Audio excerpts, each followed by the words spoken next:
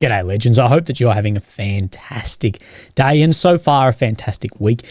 Now, as always, we have a lot to go over, and apologies, this is the second video of today, but go back and watch the first one. I think it is a very important video for what we've seen in this war and what we'll continue to see as warfare expands, especially with drones around the world. Now, today we're going to talk about, and we'll have a look at the maps. We need to talk about Crimea, the strikes we saw down there, and also some official statements that have come out from Russia, the US, and Ukraine about what happened down in there. But that's not all we'll talk about in Crimea, but wait a second. We need to talk about firing and some rearranging of senior commanders as well, and why this then took place.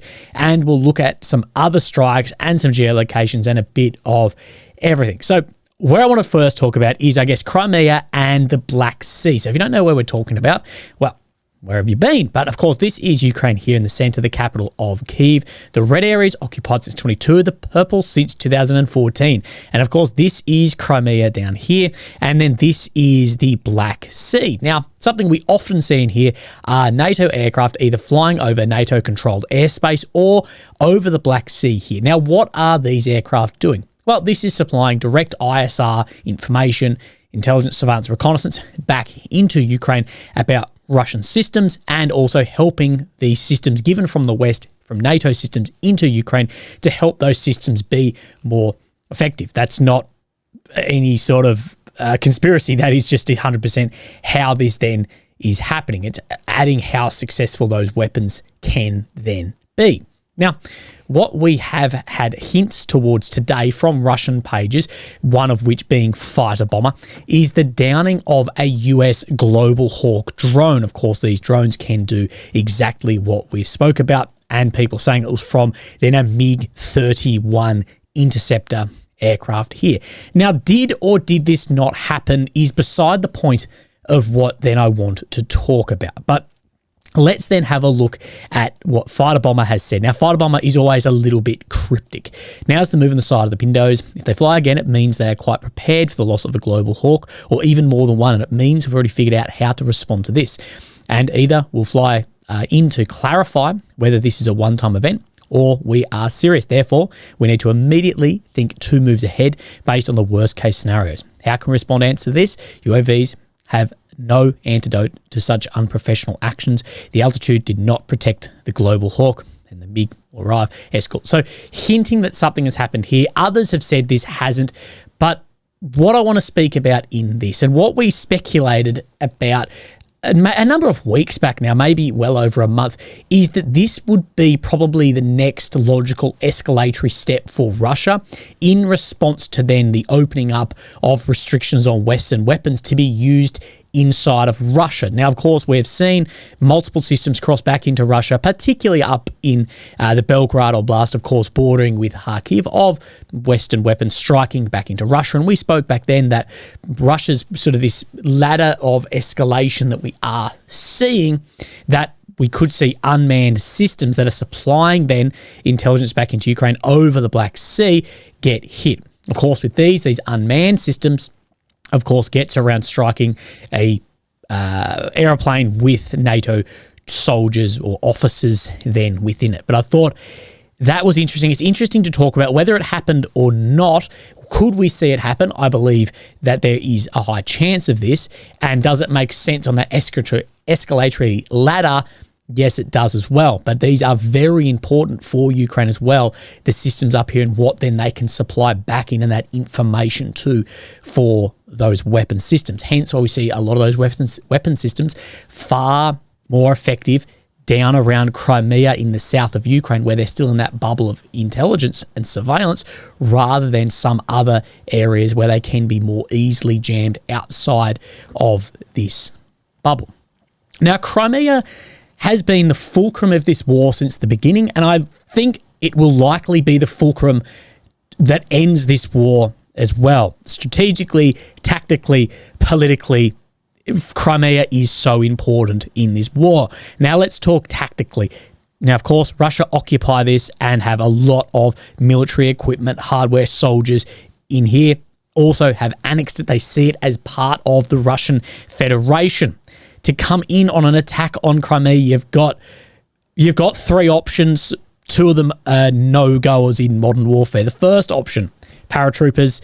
I know you guys might like to play Call of Duty and paratrooping is cool. Modern warfare in large-scale attacks, not talking about SF dropping behind the line, large-scale attacks with transport planes flying over somewhere like this, not going to occur. Or if it does occur, not going to end well. Amphibious operation. Okay, the amount of ships that Ukraine would need for an amphibious operation would be massive. We would see build up towards this. And of course, there's no cover on the sea. It's going to incur huge, probably unsustainable losses. Third option is then a ground assault. Now, of course, you're never going to, even if you cut off the Kerch Strait Bridge down here, it's still very close. You're not going to have Ukrainian soldiers down in these areas here. So you've got to do an assault through basically two areas through here where these roads are and the swamps. Incredibly difficult to do. Now, I'm not saying then it is impossible, but Crimea is a very, very, very difficult military operation. Of course, all of this takes away, this is talking just like strictly tactically from, I guess, strategic element of if Russia withdraw, then you push in. But talking on like plain military like assaults, Crimea is as hard as then it gets. But what we did see yesterday was we saw an amount of ATACMS strikes towards Crimea. Now, one of which either went off course and exploded or was intercepted or was not intercepted. None of the footage we know or that we've seen is going to give us the answer to this. But what we know was a number of civilians were killed and injured in this. Now, Russia has said that there will be a response to this, and they have then summoned the US ambassador to Russia, Lynn Tracy, on Monday, then following these strikes on the beach. Now, let's actually have a look at some of the official statements then about this. So, of course, an ATACMS is a US-provided weapon to Ukraine, like we spoke in the beginning with those US drones and or aircraft in the air are helping with the targeting of this. We know the HIMARS systems, of course, ATACMS sit within this, same with the Storm Shadow, same with the Scalp. There's a lot of NATO involvement in that getting up in the sky. And I'm not saying that's right or wrong. We're in a war where that is, you can do that, but it's worth just pointing out. Now, Zelensky's presidential advisor, Mikhailo Podolyak, who I've spoken a bit about on this channel before, has had a very, very heavily worded Twitter post, official post about this. Now, there are not and cannot be any beaches, tourist zones, and other fictitious signs of peaceful life in Crimea. Crimea is definitely a foreign territory occupied by Russia, where there are hostilities and a full-scale war. The very war that Russia unleashed for genocidal and invasive purposes only. Crimea is also a large military camp and warehouse with hundreds of direct military targets where the Russians are cynically trying to hide and cover up with their own civilians, which in turn are considered to be civilian occupiers. Now, one thing I will say in this is there's a lot of civilians in Crimea who were there pre-14 who are then still there. So not everyone then is a civilian occupier, but what does this then make of the civilians there? It doesn't matter. A civilian is a civilian regardless of their political basis, how they see things, where they're from. In my eyes, whether in Gaza, whether in Israel, whether in Russia, whether in Ukraine, whether in occupied territory, a civilian is still a civilian. And of course, by the letter of the law, they are still protected under all of these. As well as we have seen then, depending on how you see the voting down here, this be annexed as well back into Russian territory. So I think this is very heavily worded in here. Let me know what you think of this. And then we have had, then of course, Dmitry Peskov, presidential spokesman from Russia, then say this. This was reported through, I believe, TASS, but the involvement of the United States of America in hostilities, direct involvement in hostilities, that result in the death of Russian civilians, this, of course, cannot but have consequences. What exactly? Well, time will tell. That's what he has said. So that's where we get that there will be some consequence back on this. And what we have seen and we've spoken about is the escalatory measures. Now, I believe there might be a few. So say with the UK-US weapons being used in Russia, we could see then strikes not into NATO, but could we see NATO-controlled areas or bases in other areas of the world be hit with, say, then a third party? So then Russia supplies to Iran, to the Houthis, then a better system that then strikes a ship, something like this. We're playing this big war of asymmetrical proxy, both here and then other areas around the globe as well. Now, Matthew Miller, State Department spokesman for the US, of course, has said, "We regret any civilian loss of life in this war. We provide weapons to Ukraine so it can defend its sovereign territory against armed aggression. That includes Crimea, which, of course, is part of Ukraine." He's also said that Russia could stop this war today, talking that Russia could stop the war if they have a full withdrawal of this territory that they occupy in Ukraine. But comes back to then that Crimea Black Sea of these civilians here considered civilian occupiers. Regardless, civilians are considered then civilians. Anyway, let me know. I think Crimea started this, and I think Crimea will end this. I have spoken about my military mindset here. This is taking out of the way of a collapse of one of the governments, but a military operation of what I see here. Any victory could just be Pyrrhic from the amount of assets and troops that would be needed to have a victory over somewhere like Crimea. I just don't see any realistic way of doing it. And one of my contacts who's recently been on a podcast with me has said the only way that he sees is a reverse Dunkirk. You just get every fishing boat, every boat, and just all at once to try and take somewhere like this as a last stand. I don't know. But, okay, let's have a look at some maps and some strikes and some geolocations. Now, I'm going to warn you in this. One of the geolocations is my geolocation, and I'm not one who's good at this. So if it is wrong, I apologize. But we will have then a look. So Russia has been dropping more fabs and in some interesting areas of what we want to talk about. We'll look at some of the strikes against the supermarket in Odessa, or what Ukraine is saying is a supermarket in Odessa. Russia's saying differently, but we'll look at that in a sec, but we'll look at the maps and line up with this. Now, let's have a look up into the north, but of course, Kharkiv region, Vovchansk, and let's have a look then. No changes on this map, but I think this map shot itself in the foot a little bit because it never showed Russian advancement into some areas where we know it can't show then the Ukrainian advancement back through. We know Ukraine is having success pushing back in here, depending on what maps you look at, but most of them are saying the same thing now.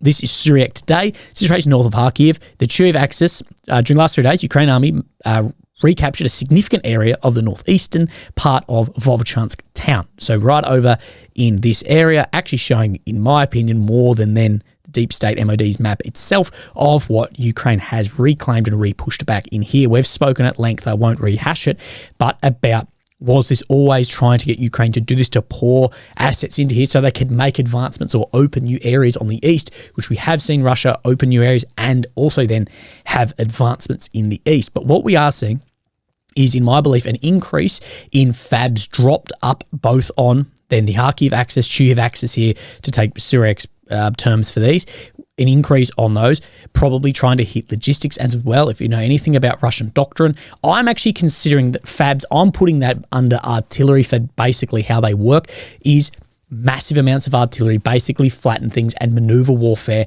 under artillery, not out of tactical movements. That's one of the difference in armoured mechanized warfare between NATO and Russian doctrine, really surface level. But let's have a look at one of the fabs that's dropped in here. So this is then Vovchansk. So we see just down on here. So let's have a look. Just come straight out from this corner. So we're talking just out right where my cursor is, right about here. We have then seen, I believe this is another Fab 3000 that Russia are then trialling on the front line, drop against these buildings here like we've spoken about. That one is a lot closer hit than we have seen from some of these recently, and you can tell which direction it's going if we line up, where then this like pond reservoir is. That also the momentum forward speed of this bomb will have an effect as well, and then pushing through and massive destruction to this building, as well as I think a lot of people are asking why use a 3000 instead of multiple smaller yield bombs. It could be for hardened basements. That would then make sense. That's why like the US will use something like a Moab instead of other munitions, say against tunnel systems in the Middle East. So I just want to come across then to the Western axis here as well. We haven't seen any change on here, but we do know that Russia's been pushed back a little bit in here, and we do have some more strikes as well. So I think as Russia pushed back, they're just trying to fab everything in here. Interestingly, that these Sus are still operating basically very easily behind in Russian territory, not getting hit with the air defense that Ukraine could then use up here to strike those. They're still having a lot of these fab runs. I've heard 30 to 50 a day into here. So I want to have a look at then, this is my geolocation. So we come Lipsy axis here. I'll actually zoom out to give you a better idea on this map. So this is where Russia occupied just in here. And then we come down then into the center here of Lipsy. Now, I'll show you the footage, but this is my one. So if you just turn on this, you can see where then these two roads spin out to the right of your screen, as well as this treed area.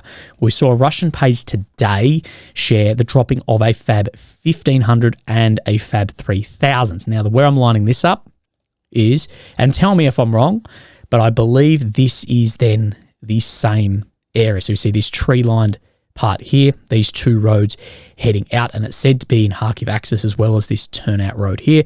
I'll be proud of myself if we actually have that. Then we see a Fab, I believe, a 1500 strike down here, and these are said to be hitting logistics areas. And then later on, we see the aftermath of this, and then we see a Fab then 3000 dropped just on this road down here near where this red roofed building is, and then that one there.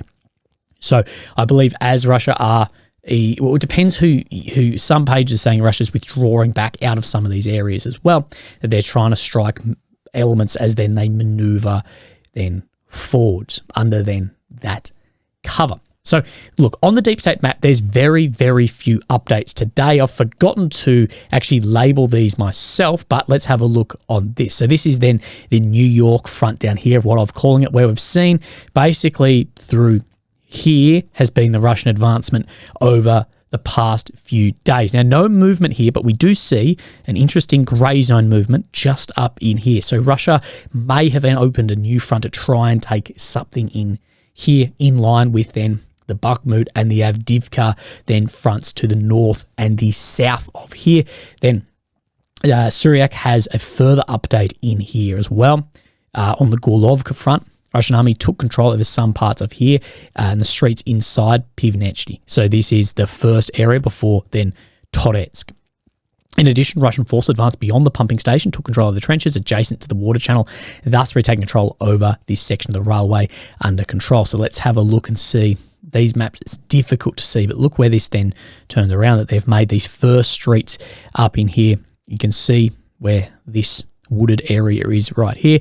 That, according to Surak, they're in the first streets, as well as to the north in here have made more ground where the grey zone is showing. So this is an area which I say again, just keep your eyes on what then is happening here. Now we need to just come down into then the Avdiivka front, where we do see a lot of changes day to day, just that small grind away. What I've said in here is I think Russia have, their primary objective is this intersection, what has a lot of logistical effect.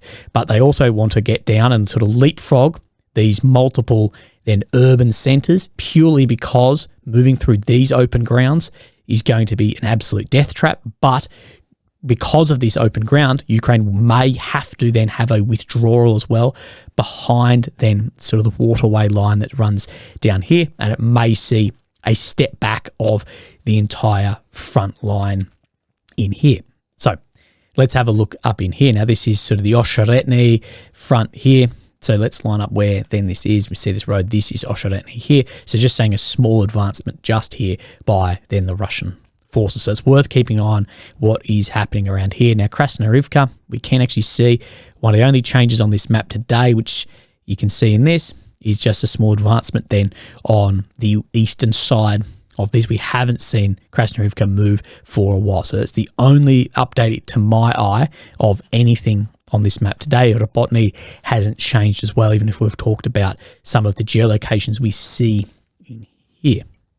Now, let's have a look at some strikes. So we spoke about this space communications center that was struck as well by Ukraine. Now, it's really up in the air about what hit here. How involved is this area in the war? Is it decommissioned? Is it recommissioned?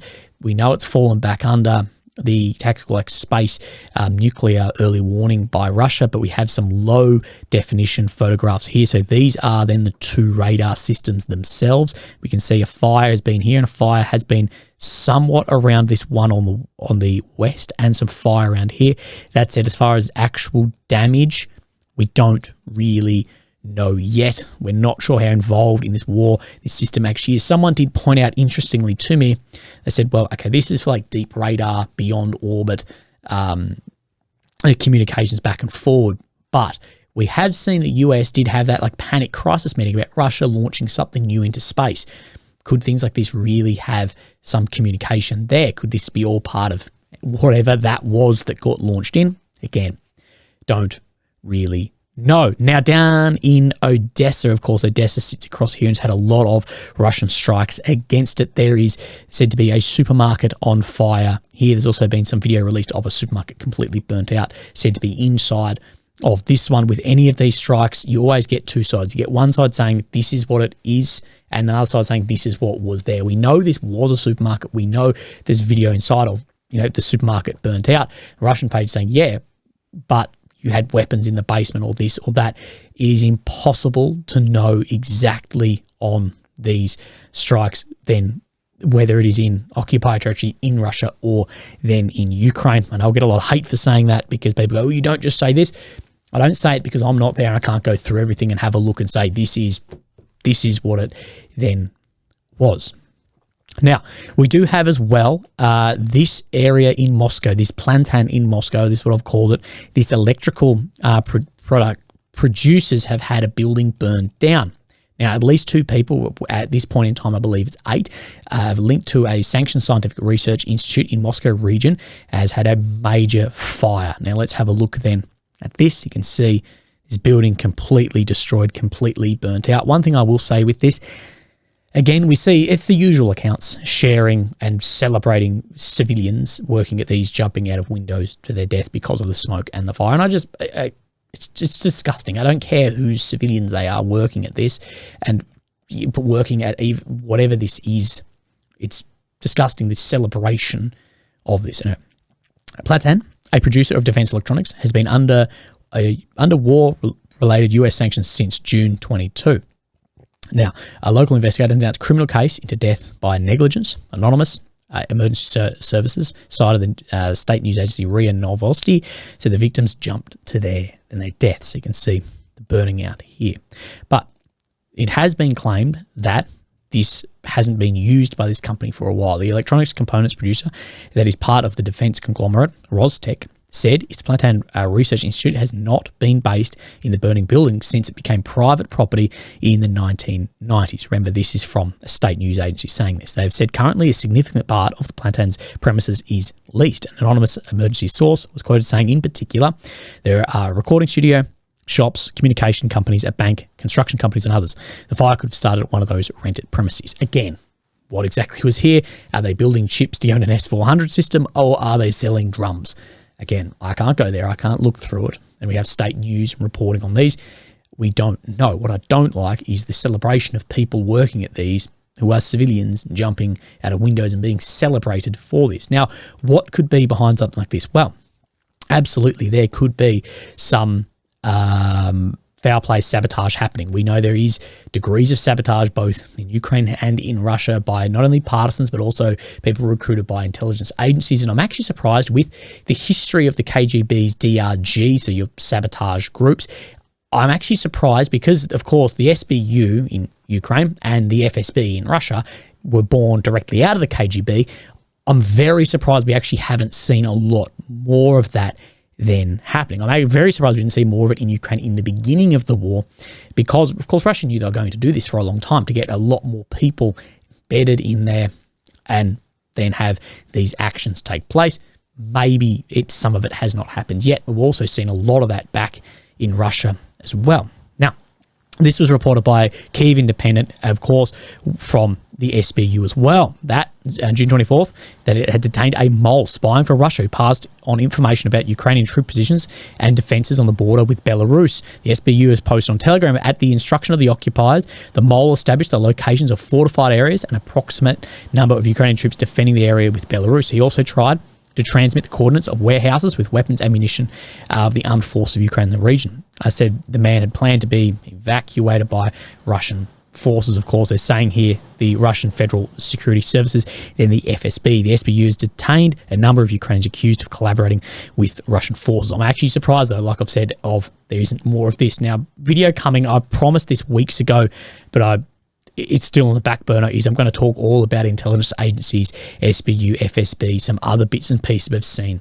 working outside of Russia and Ukraine as well, and what we could see and some of the elements we have then seen as well. So let's talk then about this. Volodymyr Zelensky announced June 24th that he's replaced the commander of the Joint Forces of Ukrainian Armed Forces, Lieutenant General Yuri Sadol, with Brigadier General Andriy Hantov. Lieutenant Colonel Bohan Krotovich, sorry mate, one of the Azov Brigade's commanders, said on June 23 that he filed a complaint to the State Bureau of Investigation calling for an investigation of one of the generals. He has said, I wrote to the SBI calling for an investigation into one military general who, in my opinion, has killed more Ukrainian soldiers than any Russian general. So this, we're presuming, is then the general who has been then sacked or replaced up here. This is like I always say, you can't just ignore these things. This was out of his Telegram that he posted about this. So all I care about, having written a letter to the SBI with a request for an investigation into one military general who, in my opinion, killed more Ukrainian military generals, more Ukrainian soldiers, not even than a Russian general. I don't give a F about starting an investigation against me. I don't give a damn about putting me in jail. I don't give a damn about judging battalion commanders and brigade commanders for wasting a guard post rather than judging a general for wasting regions, dozens of places, and wasting thousands of soldiers. So that's still on this bloke's Telegram if you'd like to go and see it, and some changing up of command there. But I do hope that people are held to responsibility of some of these actions as well. A lot of the guys I spoke to, look at some of my interviews, have spoken. Some of these guys are just completely incompetent at what they're doing. There's fantastic ones. There's ones incompetent that need to be either replaced, but also face actions of what they've done as well. Not just a slap on the wrist like the people stealing tens or hundreds of millions of dollars out of defensive work budgets, out of artillery, mortar budgets, whatever. It can't just be a slap on the wrist, pay your way out of bail. If you're an agricultural minister in Ukraine and your bail set at $2 million and you pay that off, well, we need to have a look into that bloke's finances because of the average wage. Anyway, legends, look after yourselves. Have a great day. And I'll speak to you tomorrow. Thank you. Bye-bye.